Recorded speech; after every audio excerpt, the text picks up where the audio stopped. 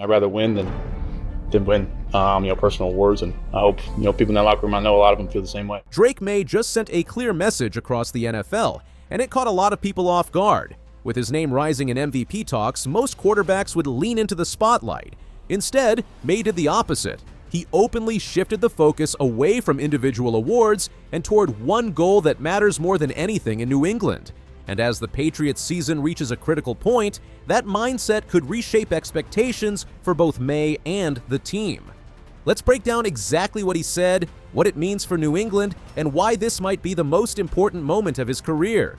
Drake Maye is in elite company right now. He's sitting near the top of the MVP odds, second only to Matthew Stafford and ahead of stars like Josh Allen.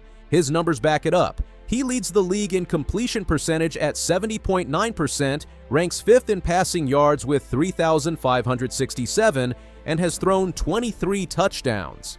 His quarterback rating of 109.1 is third best, and he's second in yards per attempt at 8.7. But when reporters asked him about the MVP conversation, Maye didn't hesitate. The MVP is obviously one of the big accolades for this league, and it's something that it's an honor as a player to earn that award. And I respect all the past MVPs, but I think at the end of the day, winning the Super Bowl is the biggest thing. He doubled down on it again. I love winning and personal accolades come with all that, but I'd rather win than win personal awards. I hope people in that locker room, I know a lot of them, feel the same way. Most quarterbacks would be hyping up their MVP case. Maye, he's publicly brushing it off. And in New England, that attitude might be exactly what fans have been waiting for.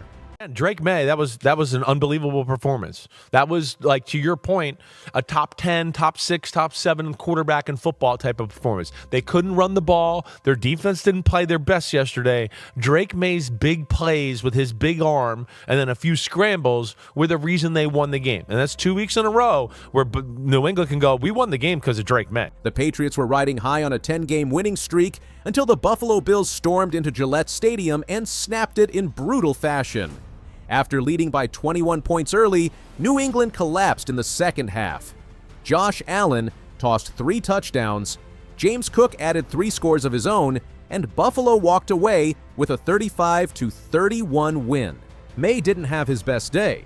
He completed 14 of 23 passes for just 155 yards and threw an interception. Still, he found the end zone twice on the ground and kept the Pats within striking distance. But that loss came with consequences. Not only did it halt the team's momentum, but it also dropped Maye in the MVP rankings. Stafford surged ahead as the favorite, leaving Maye in second at plus 425, with Allen close behind. Still, Maye wasn't fazed. I think it's what kind of makes this league go is winning the big one. That's what you work toward, and that's what this game's about, he said. That game wasn't just a loss on paper, it was a reality check. The Patriots were dominating for nearly 3 quarters, but the Bills reminded them that nothing is guaranteed in the NFL. With postseason positioning at stake, this loss revealed where the team still needs to grow. Despite the MVP odds shifting, Maye made one thing crystal clear. He's not chasing headlines or trophies. He's chasing a ring. With just 3 games left in the regular season, every snap matters. And Maye's focus? Getting back in the win column, starting with a showdown under the lights against Lamar Jackson and the Ravens. It's not the first time he's stepped up in primetime. Earlier this month, he torched the Giants for 282 yards and 2 touchdowns in a Monday Night Football win. He's also got a win over Buffalo under the SNF spotlight, where he completed over 73% of his passes. That's what you play for, he said about those big moments. That's what we're trying to play for many years down the road. Trying to be the team that people want to see at night. Let's be honest, nobody predicted this level of performance from the Patriots this year. After years of rebuilding post-Brady, the team suddenly looks like a contender again. And a lot of that comes down to Maye. He's not just putting up numbers, he's become the emotional engine of the locker room, setting the tone with every post-game interview, every practice rep, and every big play. When your quarterback talks about winning as a team over chasing personal glory, that attitude spreads. And if New England can make a run in the playoffs, it'll be because Maye is leading not just with his arm, but with his mindset. The change in team chemistry is obvious. Veterans are playing with new energy. Young players are stepping up in big moments. There's a unity that feels different, like the early 2000s Patriots culture is starting to return. And Maye is the nucleus of that shift. But if Maye wants that deep playoff push, he and the Patriots will need to fix what went wrong against Buffalo. It started perfectly. New England jumped out to a 21-0 lead behind 2 rushing touchdowns from Maye and a 52-yard breakaway score from Tre'Veyon Henderson. By halftime, it was 24-7. Then the wheels came off. Buffalo scored 21 straight points in the second half. Josh Allen threw 2 more touchdowns to Dawson Knox. James Cook couldn't be stopped. Even after Henderson exploded again for a 65-yard run to briefly retake the lead, the Bills answered right back. With less than 2 minutes to go, New England faced a 4th and 5 deep in their own territory. Maye's pass was deflected. Game over. That game was a gut punch, but also a lesson. One Maye isn't ignoring. After the loss, Maye didn't hide from the cameras. He didn't deflect blame or point fingers. Instead, he leaned into accountability, calling for corrections and emphasizing team improvement. In the post-game presser, his tone was calm but focused. He acknowledged specific breakdowns, both in execution and decision-making, and said it was on everyone, including himself, to fix them. He knows mistakes were made.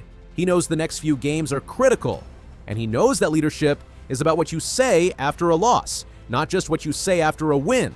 That kind of transparency has reportedly resonated in the locker room. When he said, "I'd rather win than get personal awards," it wasn't just a soundbite. It was a challenge to the rest of the locker room and a reflection of the culture he's trying to build in New England, and his teammates seem to be listening. Multiple players have echoed his sentiment this week, emphasizing that the goal isn't just to make the playoffs, it's to make noise when they get there. For a young quarterback to command that kind of respect speaks volumes about where this team could be headed. Now all eyes turn to Sunday Night Football against the Ravens. It's a statement game.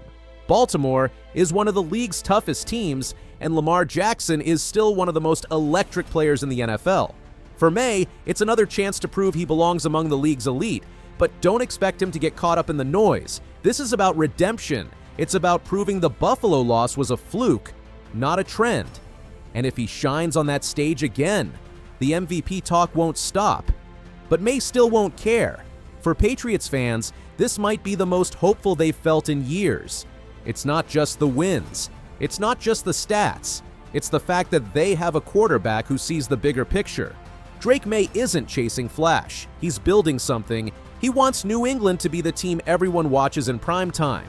He wants playoff games at Gillette Stadium again. He wants a dynasty, not a trophy for one season. And if he keeps playing the way he has, he might get both. In a league where personal brands often overshadow team goals, Maye's stance is rare. He knows the MVP hype is real.